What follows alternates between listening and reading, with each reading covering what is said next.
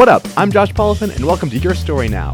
So I want to actually show you how we can use these theories that we've covered so far in order to make a short story outline as well as a character for it. So we started with the definition of a story being something that happens, and quite a while ago we went through how we would actually outline a story. So we'll start with one idea. So I'm actually going to develop something right here, right now, on the spot, and I'm going to also do a bit of brainstorming, but I'm going to try to keep the flow going and just go with whatever comes off the top of my head. So I don't want to do Bob Falls in Love with Susie, but let's say that I want my theme to be love, or I want it to be hope. Let's go with hope. So what I can do with hope is I can say, okay, well, if I want somebody to learn how to hope, then they're at the opposite of that at the beginning. So therefore they are transitioning from hopeless to hopeful. So if I want to go with that, then I have something like blank learns to hope, or blank becomes hopeful. Let's go with James learns to hope again. Alright, so that is our one sentence. And now we get to break this down into three. So at our beginning, James learns to hope. Well, James realizes he doesn't have hope. And then at the end, we could go, well, James realizes he has reason to hope. Now at this point, you'll notice that this is all very internal. We haven't actually discussed anything that happens in the world outside of James, but this is actually a good way to focus in on your vision for the story. The story, in this case, is really all about James' internal. Doesn't mean that we're going to be having a lot of thoughts that we're hearing or things like that. It could be a very kind of external seeming story. That's a weird way to put it, but this is the mission for the story. So James realizes he doesn't have hope, so it could be James seeks help. So he realizes he doesn't have hope, he seeks help, and then he realizes he has a reason to hope. So James realizes he doesn't have hope. We could go, okay, well, maybe James has a really bad experience. So what would be required for that? And now what we actually have is kind of the whole requirement system, where we go, we need something. We need X. So then the question is, how do we get it? So we need James to realize he doesn't have hope. So what would it take? Well, what if he down-talks himself? James down-talks himself around his friends. Dun dun dun. This is something you don't want to do. James down-talks himself around his friends. Actually, you really do want to do it if you're down-talking yourself a lot, because good friends will help you out. So James down-talks himself around his friends.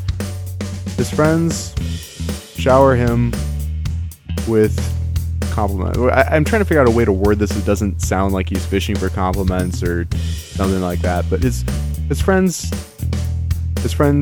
tell him he's great. And then James realizes he thinks he's stuck. He realizes he doesn't have hope. He realizes he thinks he's stuck. So then he seeks help. So this could be James asks his friends for counsel, advice. Or it could be that he goes to a therapist, but we're just going to go with this for now. So James asks his friends for advice, and then it could be James tries to implement their advice. And then it could be that James begins to process the truth. And James realizes he has reason to hope. So what we're generally going to do in this section, may not always fall this way, is have James come against something that shows that he has indeed learned the lesson, that he has indeed begun to hope. So, for example, it could be that maybe James has been trying to contact his dad for a long time, hasn't been able to get in contact. I keep doing things with dads. I think I should do something different.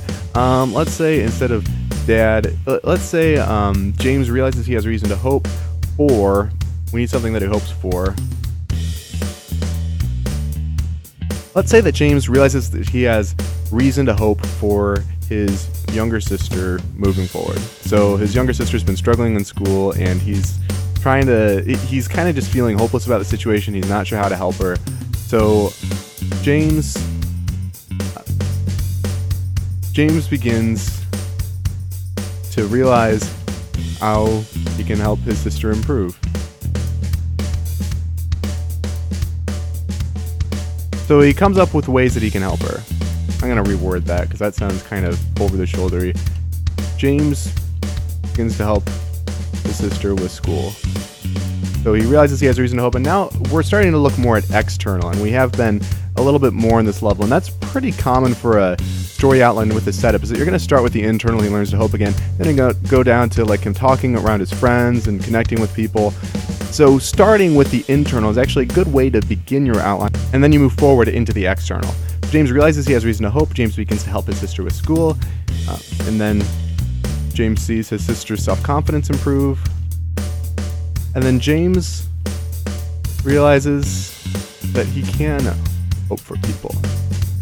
So what we've got here is that we've got James down talking himself, and now that we have continued to brainstorm, we could actually take some of this back. We could say, well, he down sells himself around his friends about what? Saying he's a horrible brother, could be something like that.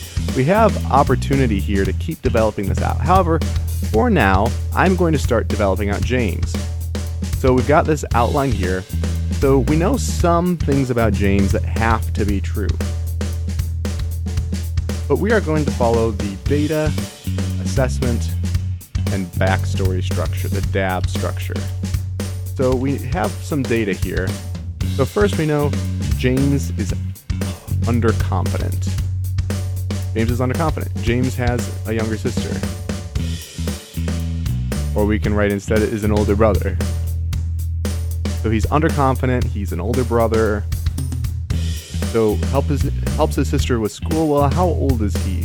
I mean, we didn't actually specify. His sister could be in college, or she could be in middle school, or she could even be in elementary school. We don't really have any sort of setting for this, so let's actually say that he's helping his sister with college. So he's an older brother, out of college, younger sister in college. So then let's set a date, an age for him. Let's say 24 years old. So let's look at this James is underconfident. And I'm going to show you some tricks that I didn't really talk about before. So what does James need to be underconfident? Well, most likely he needs some horrible experiences where he failed. So some horrible failures. That's a really good way to build some bad underconfidence in somebody. So backstory then, why is James underconfident? Or what were James's horrible failures? If you need to, you can do this transition. A lot of times for myself, I'll just write why is James underconfident and move from there. If it helps you, you can start with brainstorming kind of a general piece and then zoom in, whatever works best for you. So what were James' horrible failures? He failed at a piano recital publicly. Perhaps he failed his own college degree. Perhaps he feels like he failed his family.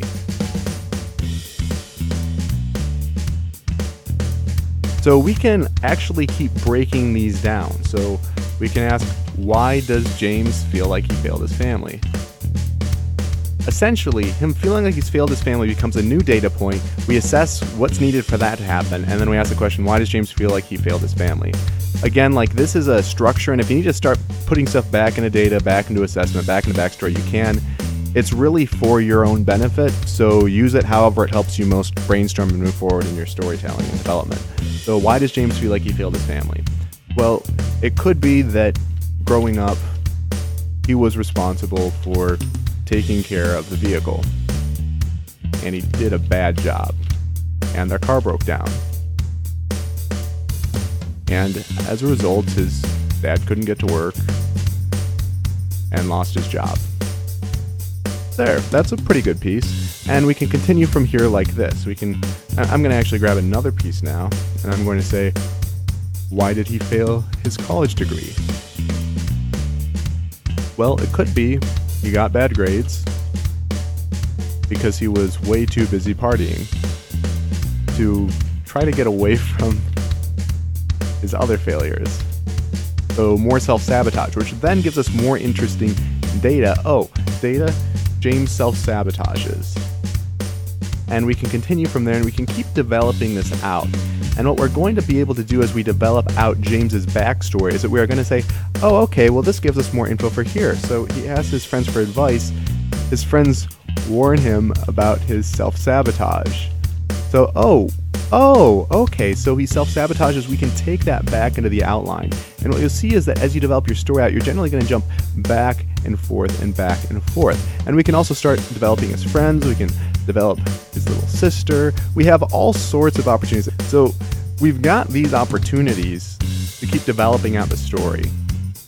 And as we get closer and closer to actually writing the thing, whether it's a book, screenplay, kinetic novel script, whatever, we are going to find that we have more and more information. We're going to develop this out. And the goal is really to get to a place where we feel confident enough to write the story. For some people, that might take longer than others. In some cases, you might just be a person who you need to start writing. But there's nothing wrong with spending your time in the notes. Really, all that you need to know is enough to tell your story. And we're going to talk about gauges to see if you are ready to write your story in the next video.